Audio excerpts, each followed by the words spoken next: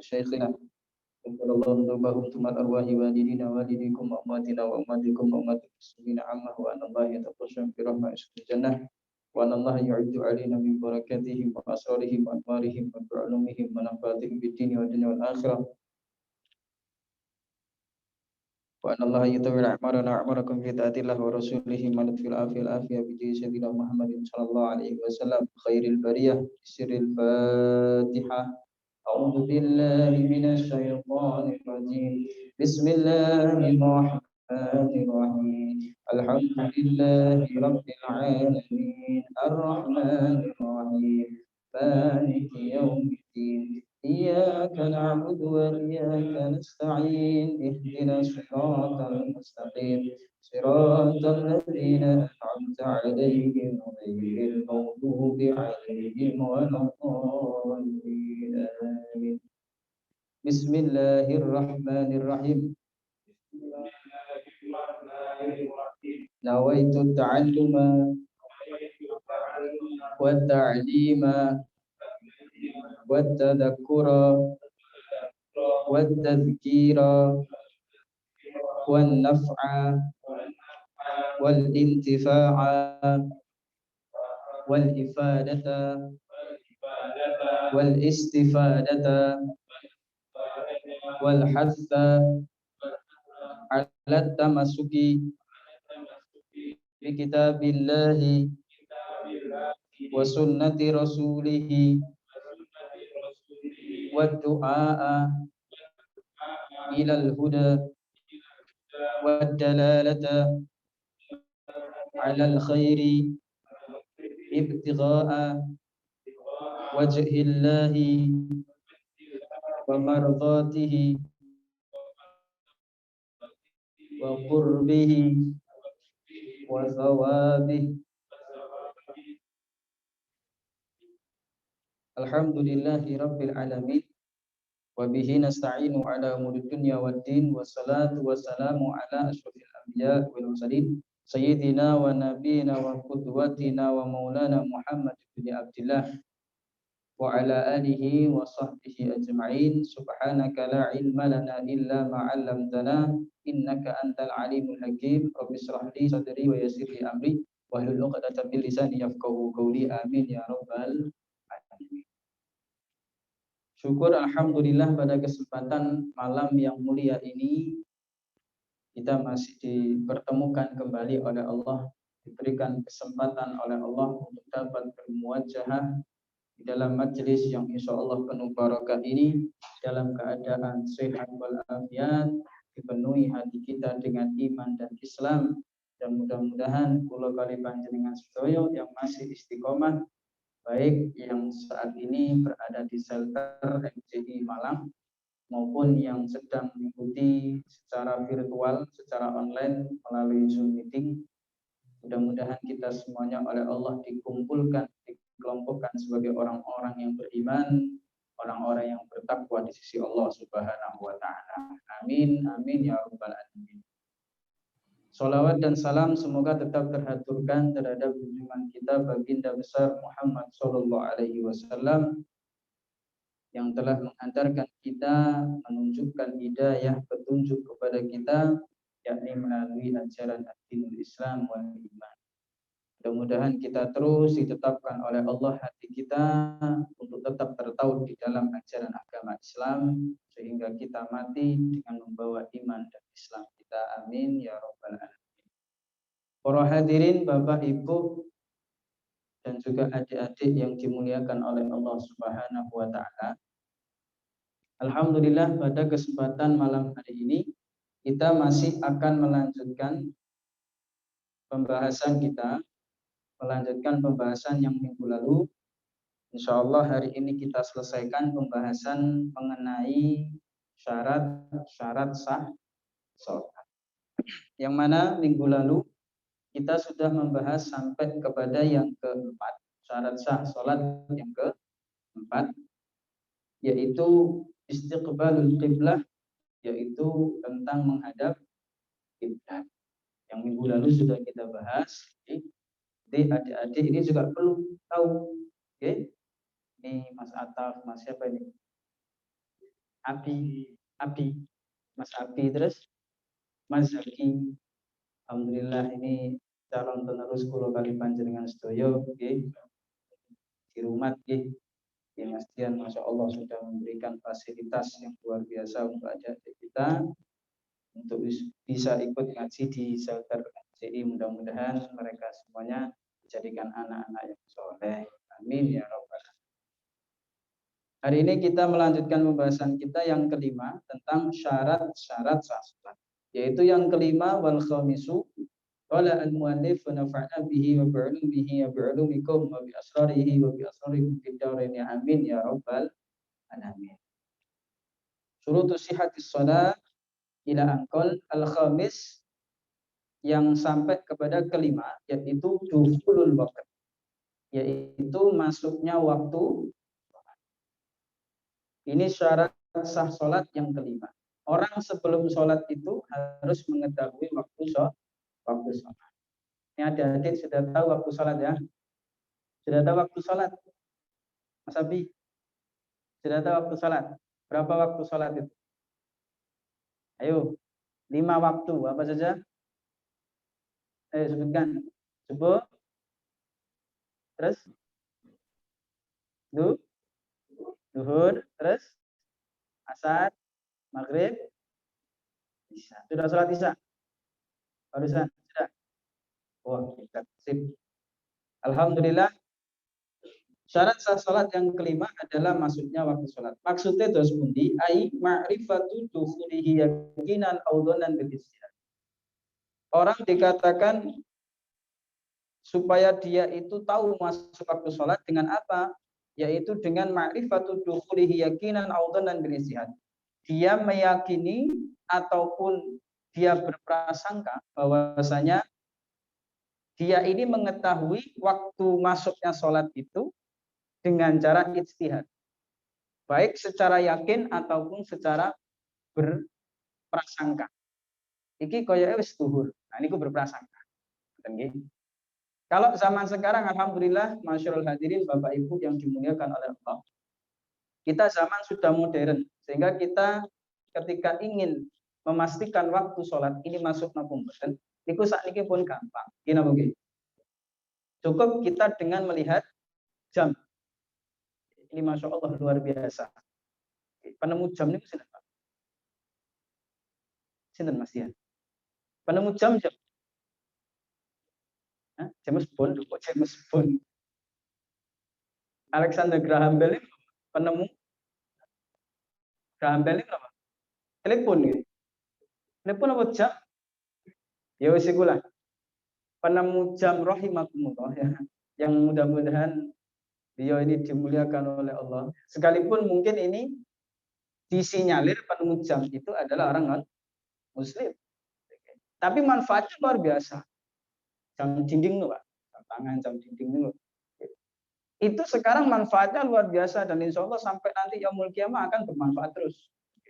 Akan tetapi yaitu nanti pembahasan lain ya. Karena ini orang Muslim yang menciptakan, sekalipun bermanfaat nanti bagaimana untuk dia? Tetap tidak akan bermanfaat buat dia. Artinya tidak mendapatkan pahala yang mengalir. Tapi manfaatnya sudah untuk seluruh alam.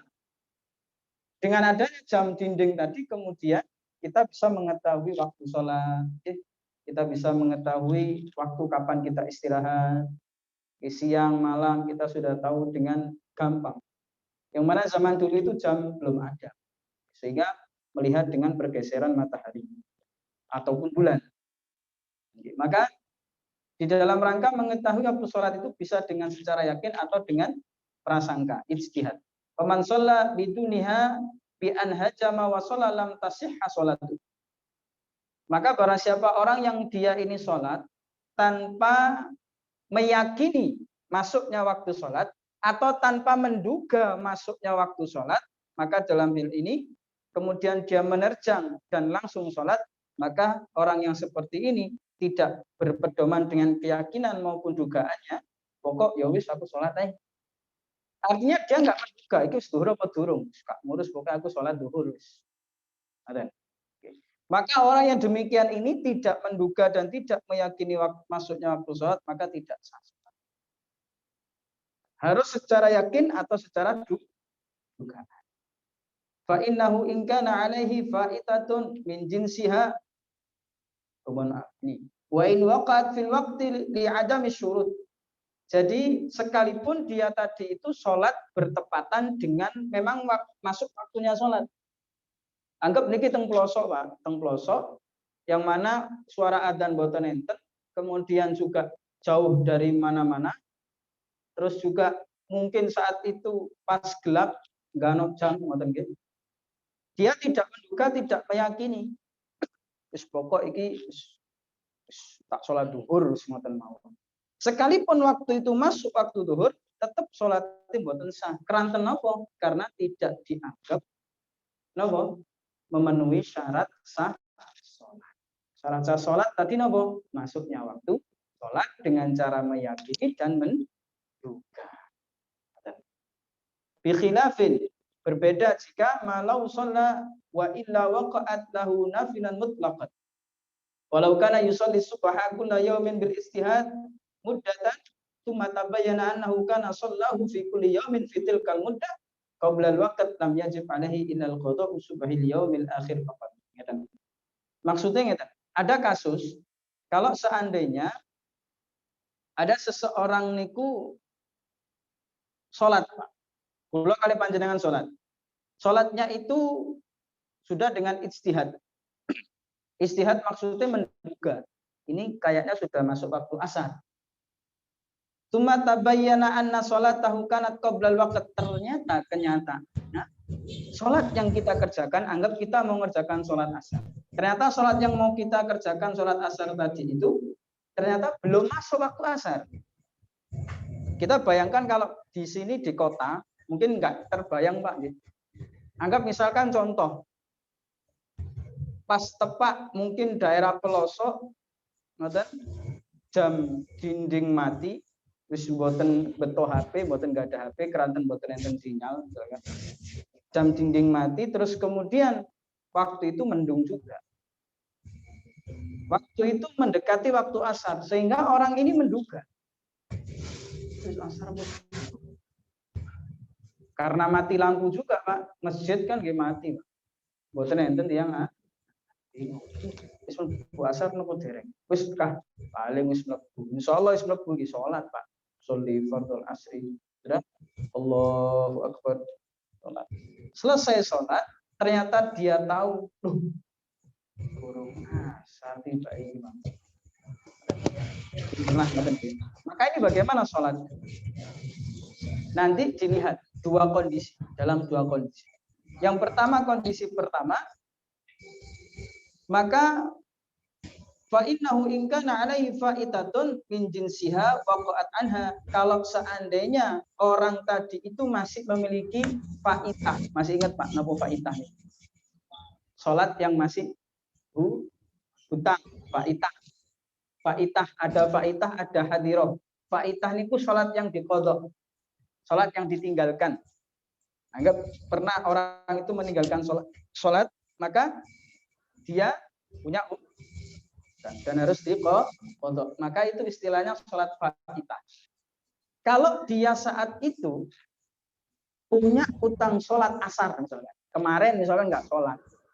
Punya utang salat asar, sedangkan dia tadi niatnya mau sholat asar tapi belum masuk waktu sholat asar, maka saat itu sholat yang ini tadi dianggap sah dan itu dianggap nyaur utang yang sholat asar. Paham mboten niki Bapak? Mboten bingung nggih? Mboten nggih? Jadi sholat yang tadi itu karena berkeranten belum masuk waktu sholat, maka sholatnya itu dianggap sholat yang qadha, sholat faid. Wa illa, yang kedua, jika dia tidak memiliki utang sholat, jadi tidak ada sholat yang diqadha, waqa'at lahu naflan mutlaqan, maka sholat asarnya tadi itu dianggap sholat sunnah. Pahala sholatun. Jadi nggak batal sholatnya, Pak. Nggak berdosa. Karena dia sudah menduga. Karena kondisi yang nggak memungkinkan, dia menduga-duga, namanya manusia, Pak. Bisa jadi dugaannya tepat, bisa jadi meleset. Karena kita tidak punya ilmu indra keenam yang mengetahui waktu sholat atau tidak. Sehingga dalam hal ini dalam dua kondisi, kalau dia punya utang sholat maka dianggap itu sebagai nyaur utang sholatnya. Kalau nggak punya maka dianggap sholat sunat. Paham nggih niki nggih? Ibu-ibu paham mboten? Paham nggih? Insyaallah. Nggih. Lalu kemudian niki wonten kasus falau kana yusalli subha kulla yaumin bil istihadi muddatan. Kalau ada seorang itu misalkan sholat subuh setiap hari dalam beberapa waktu, dalam beberapa hari, anggap 1 bulan. Sholat subuh 1 bulan itu summa tabayyana annahu kana shallahu fi kulli yaumin fil tilka udah qabla al-waqt. Ternyata sholat yang dia lakukan selama 30 hari tadi itu, sholat subuhnya ternyata belum masuk waktu sholat. Dia menganggap keranten mungkin tidak ada informasi yang masuk kepada dirinya. Waktu sholat subuh itu jam berapa sih? Ya benar ada jam dinding di rumah. Cuman tidak ada informasi tentang kapan masuknya waktu sholat subuh, waktu zuhur, asar, mungkin gitu. Di masjid pun mungkin belum, mungkin jarang disosialisasikan. Sehingga karena orang ini mungkin jauh rumahnya dari masjid, maka menduga-duga. Subuh itu koyoke saiki ku jam 3:30 misalnya. Subuh saiki jam pinten, Pak? Jam 3:04 pas, 4 pas. Kalau pastikan jam 4 kurang sedikit insya Allah. Anggih betul.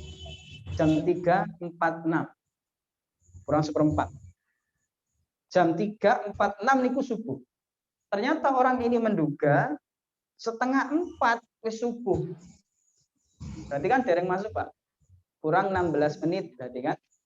3:30 dia menduga wis iki subuh 3:30. Wis akhirnya dia sholat setiap hari ini selama 30 hari. Anggap misal pulau sholat, pulau menduga subuh 3:30. Sudah, saya sholat selama 30 hari subuh. Setelah 30 hari kemudian saya dapat informasi ternyata subuh itu 3:40. Saya sholat selama ini 30 menit. Berarti aku sholatku ini enggak sah. Nah ini nanti dijawab oleh ulama. Enggak sah, berdosa atau bagaimana? Dijawab oleh ulama, maka dalam hal ini lam yajib alaihi illa qadha subhil yaumil akhir faqat. Orang yang 30 hari tadi itu sholat subuhnya belum masuk waktu subuh, kemudian dia tahu setelah 30 hari, maka sholatnya tidak wajib diqadha, kecuali sholat subuh yang akhir hari ke-30 itu saja yang diqadha. Kenapa ngoten? Li anna subha kulli yaumin yaqa'u 'anil ladzi qablah.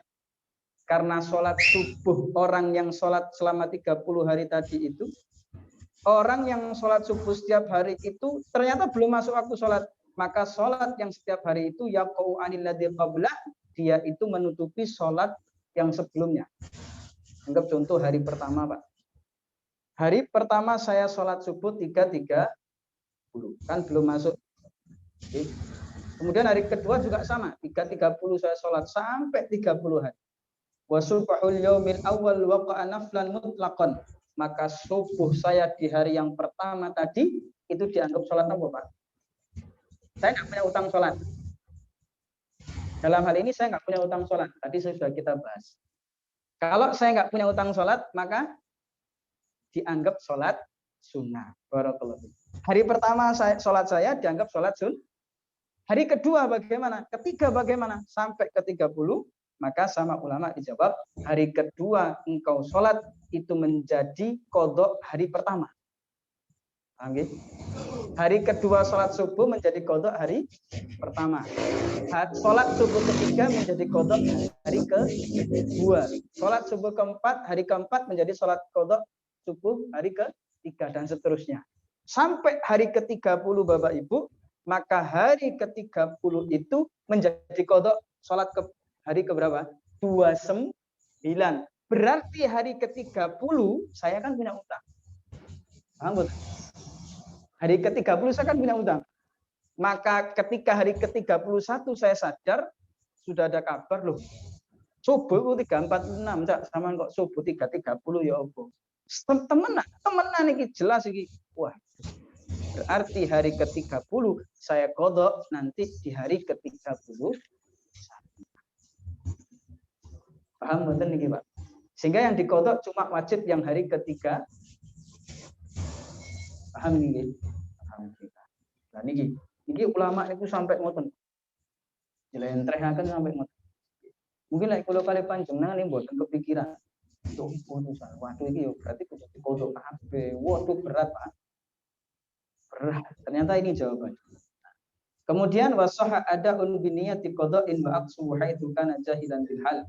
Walau dhanna khuruja waqtiha li ghaimin wa nahwihi fanawaha qada'an fatabayyana baqa'u wa dhanna baqa'ahu fanawa ada'an fatabayyana khurujuhu.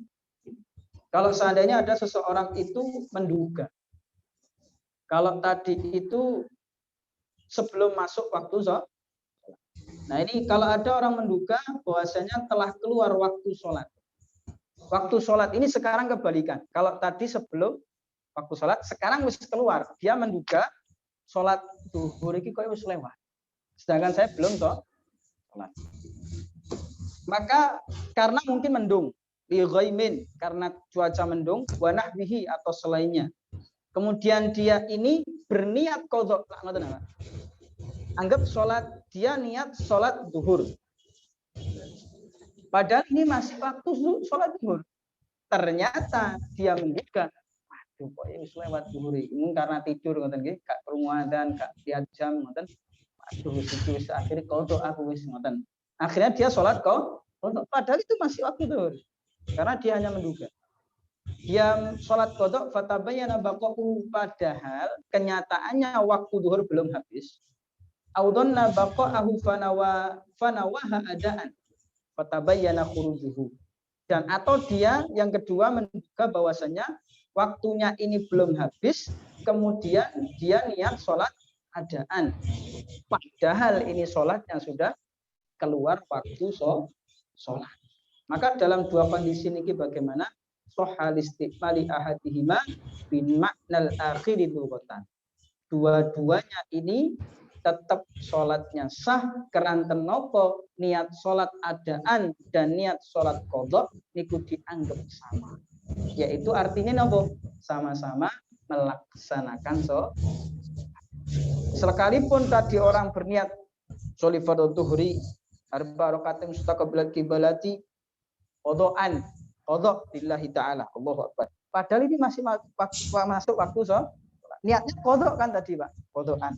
Tetap sholatnya dianggap sholat adaan. Begitu sebaliknya. Dia nganggap bahwasanya waduh itu ternyata ini masuk waktu sholat, ternyata sudah keluar waktu sholat. Sehingga dia niatnya adaan, ternyata itu harusnya qadhaan. Tetap artinya sama, yaitu sama-sama melaksanakan. Dengan dua niat ini tetap dua-duanya dianggap sholat. Baik. Sampai sini paham Bapak Ibu nggih? Jelas nggih? Nggih. Insyaallah paham nggih. Nah, baik. Sekarang berikutnya adalah mengenai masalah runtutan-runtutan ketika bagaimana kita ini mengetahui waktu masuknya sholat. Yang pertama, al-ilmu binafsihi. Orang itu mengetahui waktu sholat itu karena dengan pengetahuan dari dirinya sendiri, au bi ikhbari thiqah an muayyanatin, atau dengan kabar yang thiqah, informasi yang kuat dari orang yang sudah meneliti, ya, seperti orang yang ahli nujum, ya, atau orang yang ahli ilmu perbintangan sehingga mengetahui waktu masuk sholat. Yaitu misalkan sekarang di MUI ngoten nggih, ada masuk waktunya sholat di masjid-masjid kan ngoten nggih.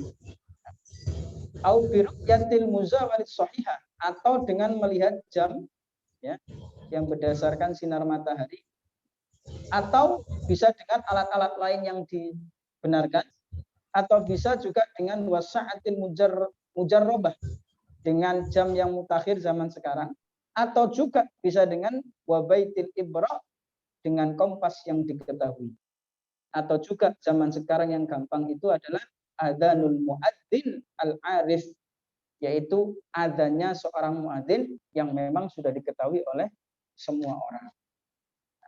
Ini cara yang pertama.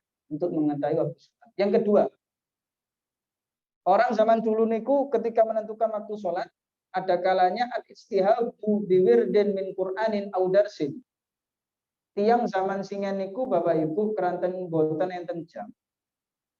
Maka dalam menentukan waktu sholat itu dikira-kira sama mereka. Dengan cara apa? Dengan aktivitas baca Quran. Baca Quran ini, aku lagi maca Quran 5 lembar itu biasanya wis masuk waktu isya misalkan. Maghrib isya kan maghrib ke isya. Aku lagi maca 5 lembar itu biasanya masuk waktu isya. Dengan cara itu atau dengan belajar au mutolaati ilmin atau dengan mutolaah kitab, mutolaah ilmu, belajar ngoten. Saya sudah anggap sudah sampai 10 lembar, oh itu masuk waktu isya.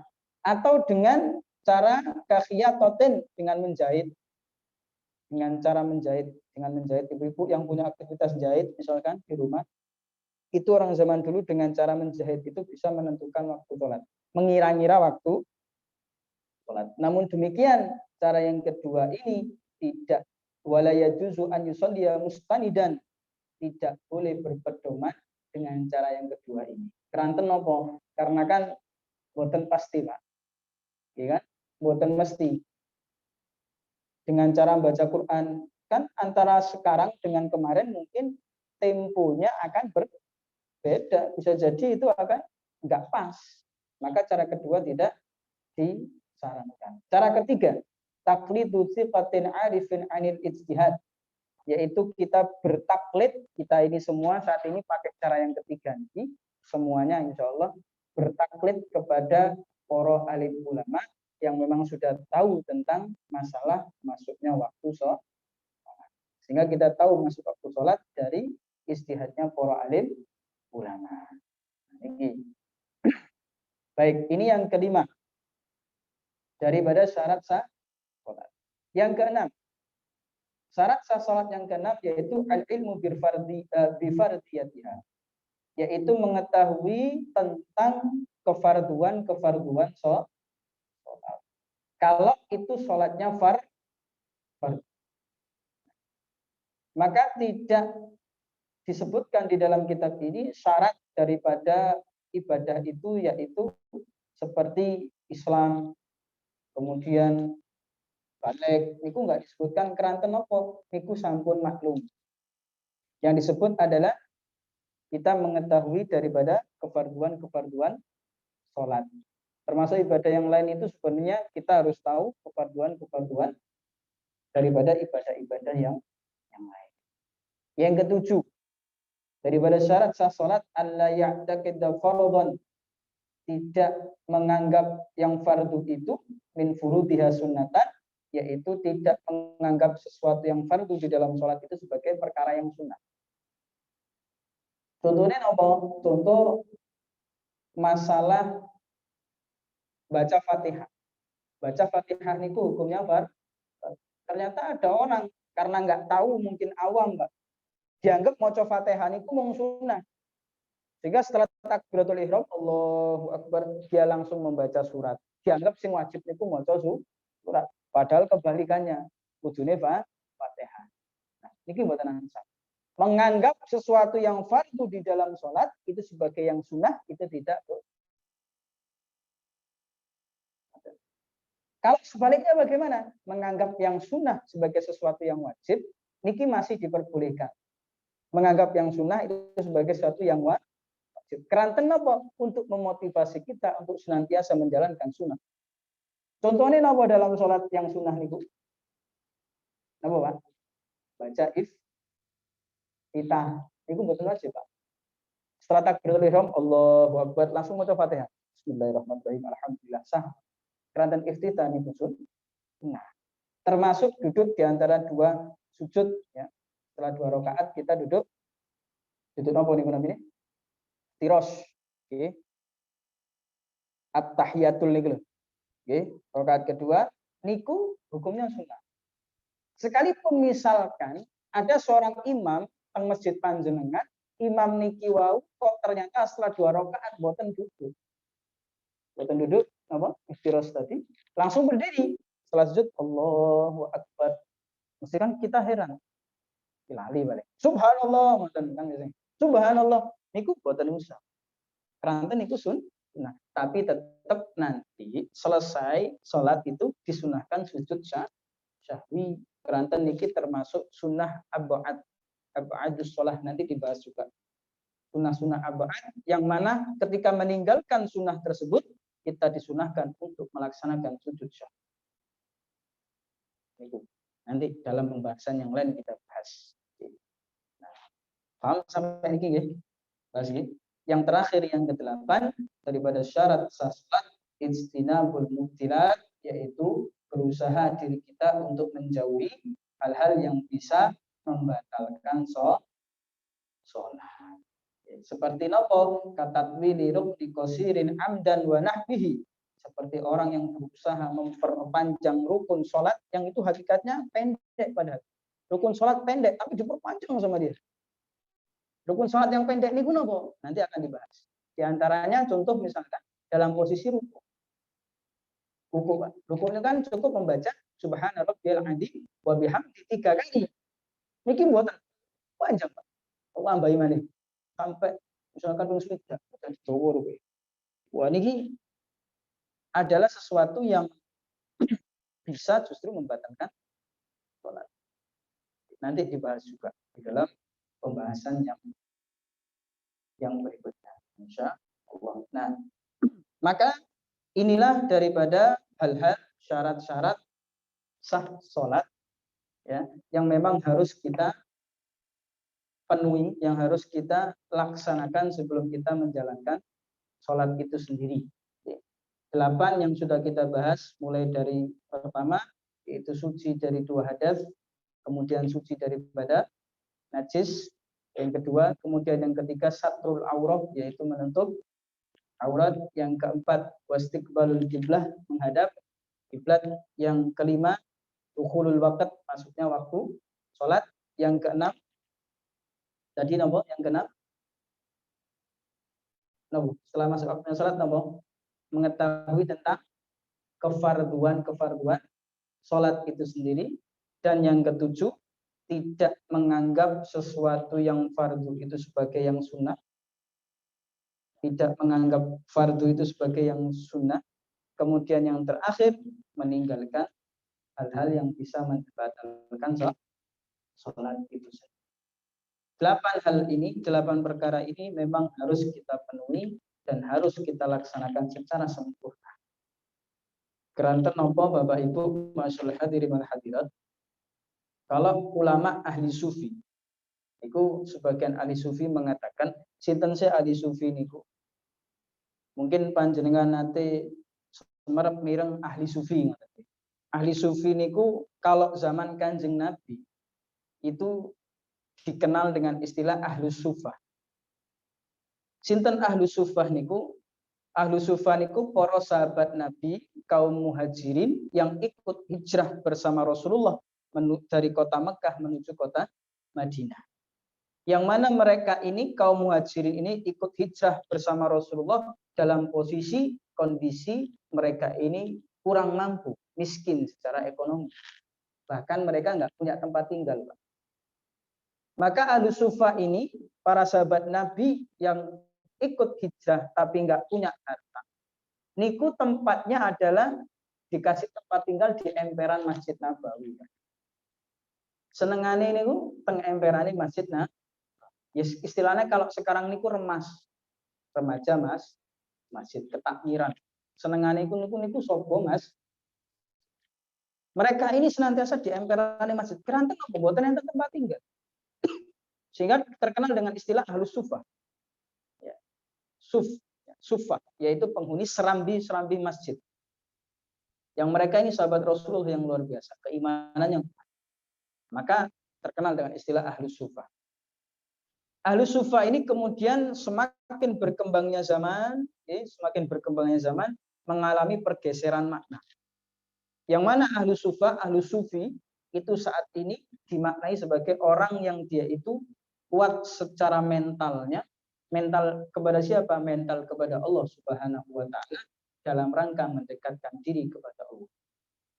Kuat mental, berkorban Pokoknya demi Allah Subhanahu wa taala. Hatinya khusyuk niku ahli sufi. Tasawuf. Ulama ahli sufi. Mereka kedekatannya dengan Allah luar biasa. Mujahadahnya luar biasa. Niku ahli sufi. Ahli sufa. Ahli sufa ini juga